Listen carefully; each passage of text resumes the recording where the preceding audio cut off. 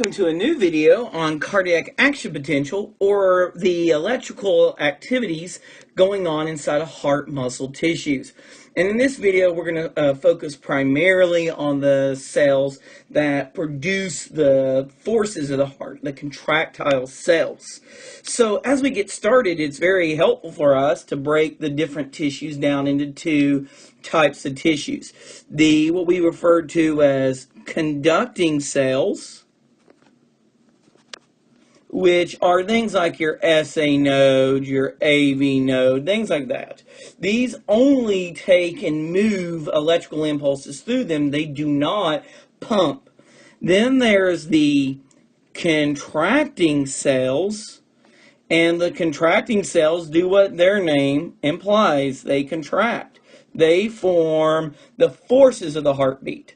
Take a look at these cells and their generalized physiology and how they work together. So first off, let's draw a conducting cell, and let's draw a contracting cell, and these guys would be attached here together at this area called an intercalated disc. And in the intercalated discs, there are areas called gap junctions.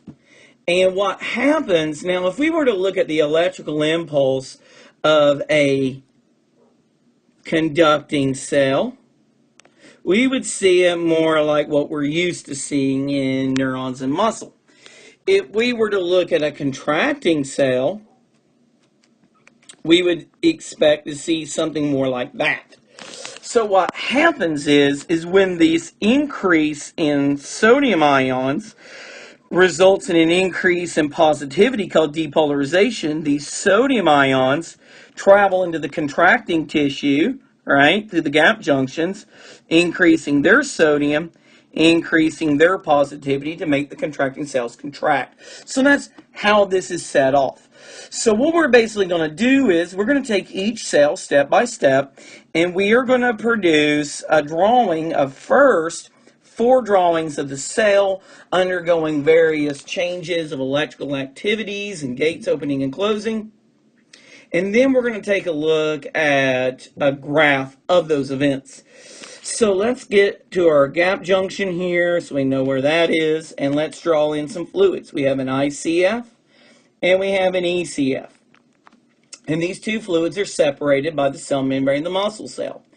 And on this, on all cells, especially important in excitable cells, there's a protein called the sodium potassium ATPase pump.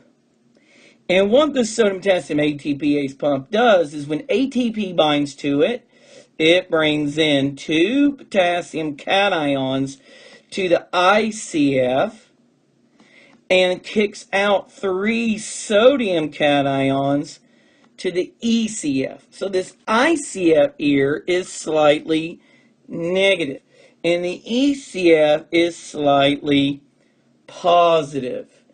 And what happens is this ICF is about negative 90 millivolts in charge because of this pump.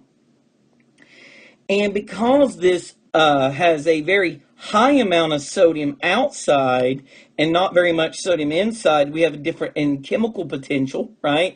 There is a very high potassium inside but very low potassium outside, so the electrical and chemical gradient is set up.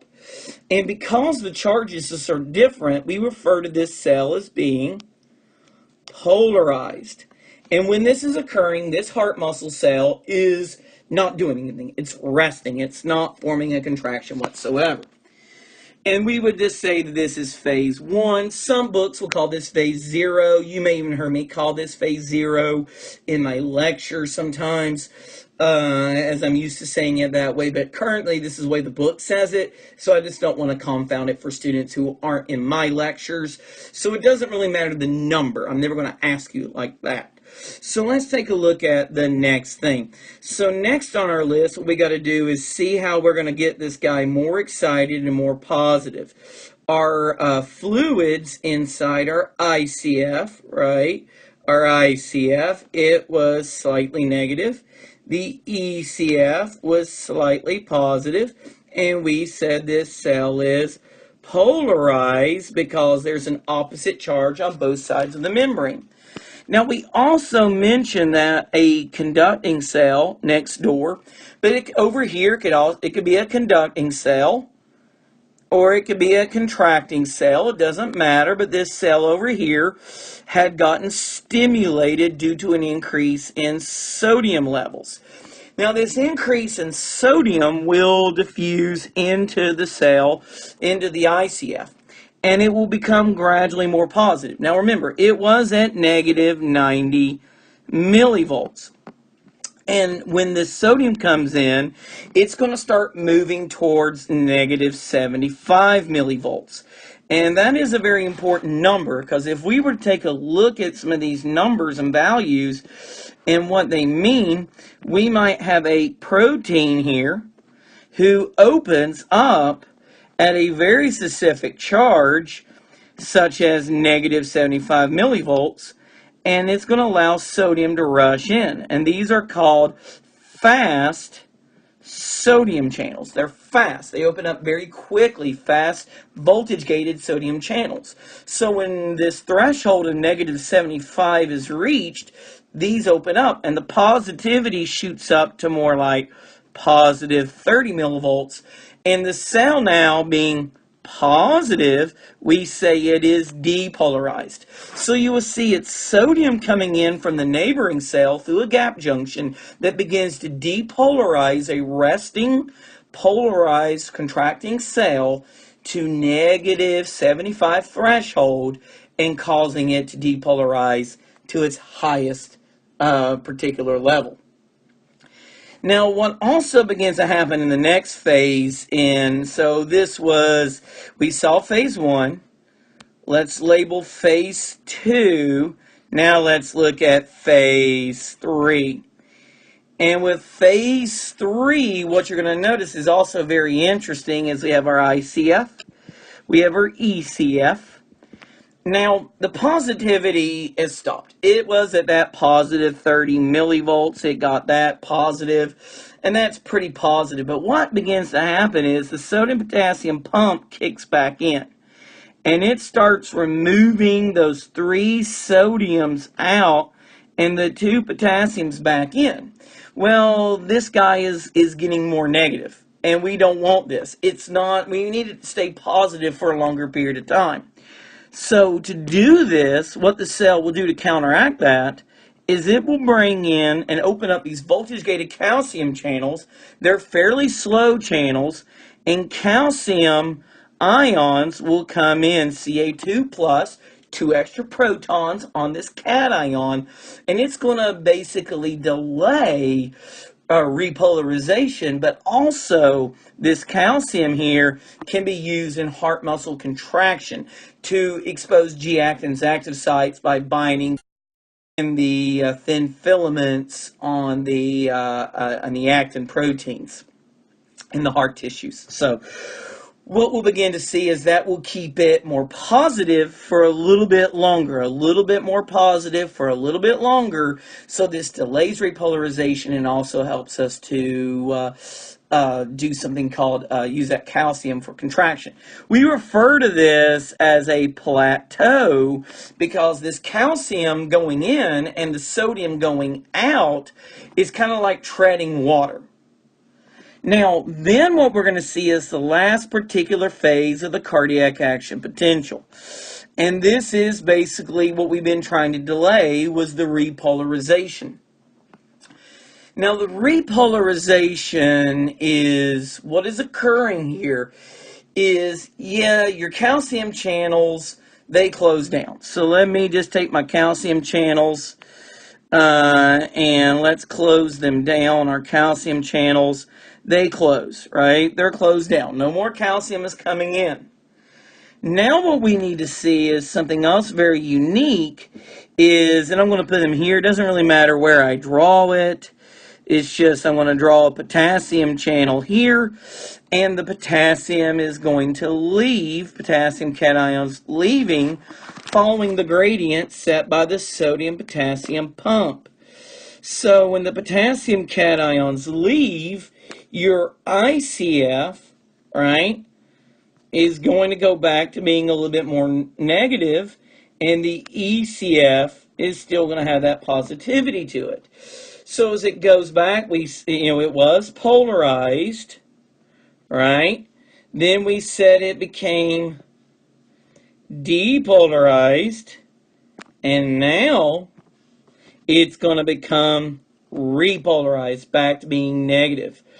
And what resets this, the sodium potassium ATPase pumps will re-engage to reset it. And as we said, this is the fourth phase of the cardiac action potential, phase 4. So let's take a look at this, and I'll flip back and forth with some things, but let's take a graph of this process and draw this out, where we've got time in milliseconds, and we've got charge in millivolts as the unit. Now let's put a line here, dot, dot, dot, dot, dot, dot, dot, dot, dot, dot, dot, and let's put that negative 75 here. That's our threshold. And then we're going to put some more charges here. Now, we said that the sodium potassium pump had maintained a resting potential at about negative 90 millivolts.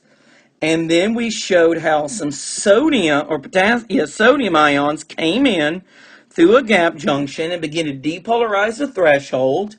And then we showed how the voltage-gated sodium channels allow the sodium to come in and reach that positive 30. Then we came back and we saw that what happened here was there was an active transport of sodium cations out, and then the calcium channels opened up to bring calcium in to delay repolarization and to be utilized for the contraction of the heart tissues. And then we saw this plummeting back down of repolarization, and our sodium potassium pump resets it. So we had phase 1 was resting, phase 2 depolarization, phase 3 plateau, and phase 4 was repolarization. So if we take a look at that and then we go back through each stage, 1, 2, 3, and 4, phase 1, we saw the cell was resting, wasn't doing anything. This set the stage, the resting potential. Phase 2, we have sodium cations come in, depolarize it to threshold. Threshold holds the open of the fast gated sodium channels, the fast voltage gated ones. Then we see that we have an active transport of calcium out and the diffusion of calcium in, and this is kind of like you're paling out water, right? You're trying to bail water out of a sinking ship, right? Just as much as it's gaining, it's also trying to lose. So you're not really sinking, but you're not really floating up. You're just staying where you are. So this is what plateau is all about. And then we saw that we repolarize it, and that's where we got this graph. Now, for the most part, by far the majority of this time, the heart muscle is in what we call the absolute refractory period. That's where it absolutely cannot form another action potential. And then for a small period of time, it's in the relative refractory period, which means it can form another action potential given that you give it a relatively greater stimulus. So heart muscle tissues have a very long absolute refractory period and a short relative. And that's opposite to skeletal muscle. Skeletal muscle has that longer relative and the shorter absolute refractory periods. So I really hope you found this video helpful and useful. And please take time to comment, like, subscribe, send me emails, do things to let me know what you like, what you don't like, and what you would like to see in future videos. I really appreciate the feedback, and I've really appreciated the support and questions from all the community, from Show Me and YouTube, all around. Thank you guys so much, and I look forward to seeing you in the next video. Thank you.